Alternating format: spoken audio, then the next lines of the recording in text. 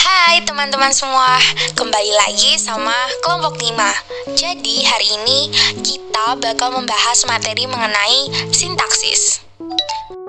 Tapi sebelum kita bahas materi mengenai sintaksis, mari kita kenalan lagi sama anggota kelompok 5.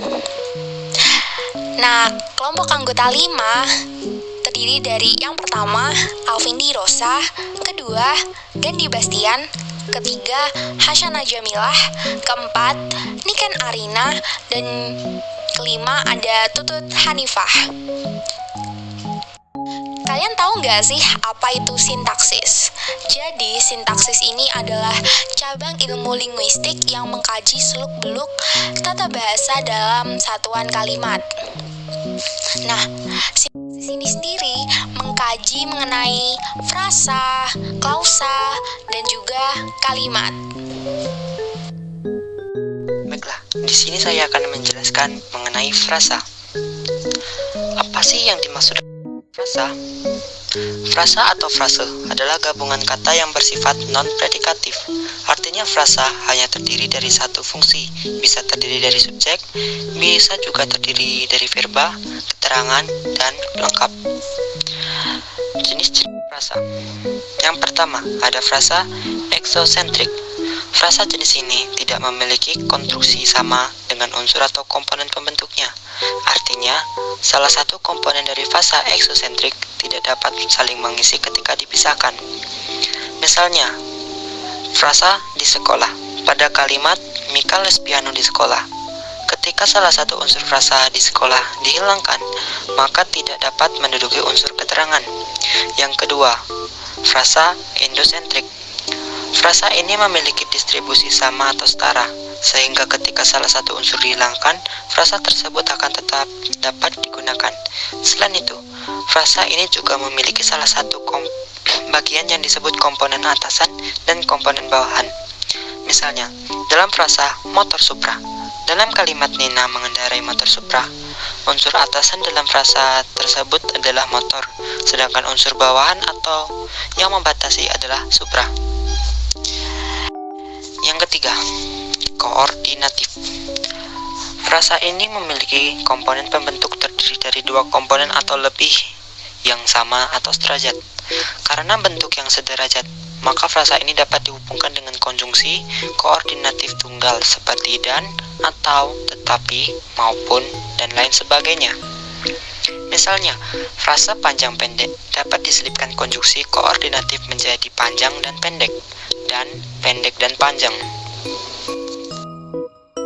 Klausa. Klausa adalah penggabungan kata terdiri atas subjek dan predikat. Klausa biasanya dilengkapi dengan menggunakan objek, pelengkap, dan keterangan, sehingga bisa ditarik kesimpulan bahwa klausa lebih lengkap dibandingkan dengan frasa. Akan tetapi, klausa belum menjadi sebuah kalimat karena tidak mempunyai intonasi akhir. Ciri-ciri klausa: 1. Memiliki satu jenis predikat. 2. Klausa termasuk dalam bagian dari kalimat plural.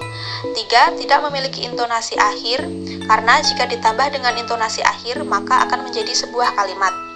Yang keempat, memiliki subjek secara tertulis maupun tidak tertulis.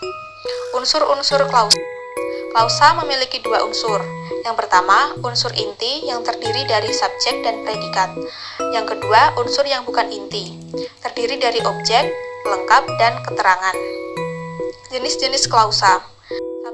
Berdasarkan strukturnya. Berdasarkan strukturnya, klausa dibagi menjadi dua jenis, yaitu klausa bebas dan klausa terikat. 2. Berdasarkan kelengkapan. Berdasarkan kelengkapan, unsurnya dibagi menjadi dua macam, yaitu klausa lengkap dan tidak lengkap. Yang ketiga, berdasarkan kata negatifnya. Berdasarkan kata negatifnya, jenis klausa dibagi menjadi dua macam, yaitu klausa negatif dan klausa positif. Yang keempat, berdasarkan fungsinya. Berdasarkan fungsinya, klausa dibagi menjadi 5 macam, yaitu fungsi pengisi subjek, fungsi sebagai predikat, fungsi sebagai objek, fungsi sebagai pelengkap, dan fungsi sebagai keterangan. Yang kelima, berdasarkan unsur yang memiliki predikat. Berdasarkan unsur yang memiliki predikat, klausa dibagi menjadi beberapa macam, yaitu klausa verbal, transitif, nominal, proporsional, dan adjektiva. Pengertian kalimat. Kalimat merupakan kumpulan kata yang setidaknya terdiri atas subjek dan predikat. Kalimat pun dapat terbentuk dari satu klausa maupun beberapa klausa. Kalimat adalah satuan bahasa yang diawali oleh huruf kapital, diselingi atau tidak diselingi tanda koma, titik dua atau titik koma, dan diakhiri dengan lambang intonasi final yaitu tanda titik, tanda tanya, dan tanda seru. Ciri-ciri kalimat. Pertama, diawali dengan huruf kapital dan diakhiri dengan tanda titik, tanda tanya, atau tanda seru. Kedua, sekurang-kurangnya terdiri atas subjek dan predikat. Ketiga, mengandung pikiran yang utuh. Keempat, mengandung urutan logis. Setiap kata atau kelompok kata yang mendukung fungsi, yaitu subjek, predikat, objek, dan keterangan, disusun dalam satuan menurut fungsinya. Kelima, mengandung satuan makna, ide, atau pesan yang jelas. Unsur kalimat. Yang pertama ada subjek. Fungsi subjek merupakan pokok dalam sebuah kalimat. Yang kedua ada predikat. Predikat merupakan unsur yang membicarakan atau menjelaskan pokok kalimat atau subjek. Ketiga ada objek. Fungsi objek adalah unsur kalimat yang kehadirannya dituntut oleh verba transitif pengisi predikat dalam kalimat aktif. Keempat ada fungsi pelengkap. Melengkapi kalimat lainnya seperti subjek, predikat, objek, dan lain-lain agar kalimat tersebut dapat berdiri sendiri. Kelima, ada keterangan. Unsur keterangan memiliki fungsi untuk menambah informasi pada kalimat yang akan disajikan sehingga komunikasi mudah dipahami. Contoh kalimat: Dina belajar. Dina sebagai subjek, belajar sebagai predikat. Ibu memasak nasi. Ibu sebagai subjek, memasak sebagai predikat, nasi sebagai objek. 3. Ayah membeli sepeda di pasar. Ayah sebagai subjek, membeli sebagai predikat, sepeda sebagai objek, di pasar sebagai keterangan. Anak-anak sedang bermain layang-layang. Anak-anak sebagai subjek, sedang bermain sebagai predikat, layang-layang sebagai pelengkap. Doni bermain di lapangan. Doni sebagai subjek, bermain sebagai predikat, di lapangan sebagai keterangan. Adik membelikan kucingnya makanan kucing. Adik sebagai subjek, membelikan sebagai predikat, kucingnya sebagai objek, makanan kucing sebagai pelengkap. Jenis-jenis keterangan. Pertama, keterangan tempat. Contohnya, ayah akan berangkat menuju Surabaya. Kedua, keterangan waktu. Contohnya, matahari terbenam di sore hari. Ketiga, keterangan tujuan. Dwi memilih kelas karyawan supaya dia bisa berkuliah sambil bekerja. Keempat, keterangan cara. Contohnya, para tentara berjuang dengan gagah berani. Kelima, keterangan penyerta. Contohnya, campurkan kocokan telur tadi bersama tepung, kemudian aduk hingga rata. Keenam, keterangan perbandingan.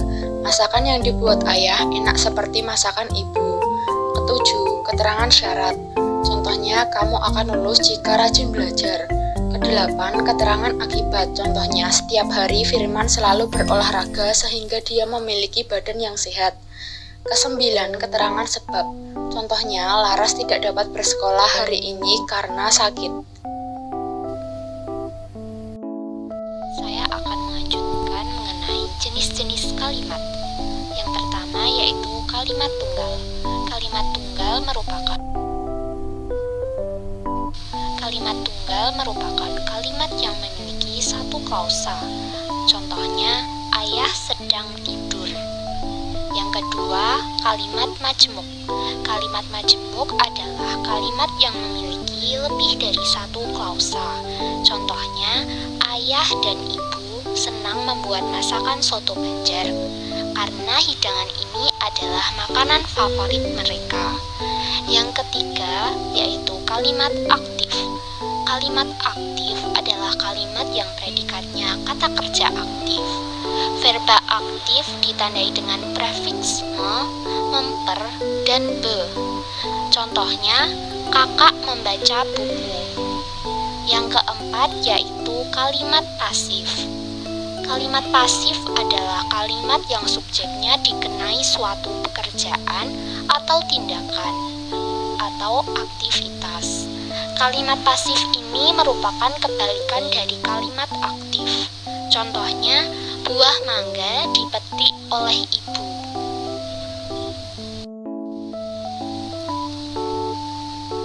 Yang kelima yaitu kalimat langsung. Kalimat langsung merupakan kalimat yang menggambarkan ucapan, sehingga kalimat ini ditandai dengan tanda petik. Contoh Contohnya, ibu berkata, "Sayang, hari ini kita makan buah yuk." Yang selanjutnya yaitu kalimat tak langsung. Adalah kalimat yang mendeskripsikan ucapan kembali dari seseorang. Biasanya kalimat tidak langsung ini merupakan kalimat pasif dan berupa kalimat berita. Contohnya, mereka berkata bahwa semua orang memiliki hak untuk berkarya sesuai jalurnya masing-masing. Yang selanjutnya yaitu kalimat perintah.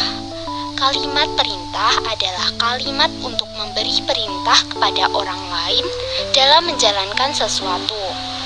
Biasanya kalimat ini ditandai dengan tanda seru jika dalam bentuk tulisan, sedangkan dalam bentuk lisan ditandai dengan intonasi atau nada tinggi. Contohnya, silahkan Anda meninggalkan ruangan ini. Yang selanjutnya yaitu kalimat tanya. Kalimat tanya merupakan kalimat yang ditandai dengan tanda tanya dan memiliki tujuan untuk mendapatkan informasi dari orang lain. Contohnya, kapan saya bisa menemui Anda? Itu tadi pemaparan materi terkait bab sintaksis. Semoga dengan adanya video ini bisa menambah wawasan kita dan juga membantu teman-teman semua. Terima kasih, sampai jumpa di video selanjutnya.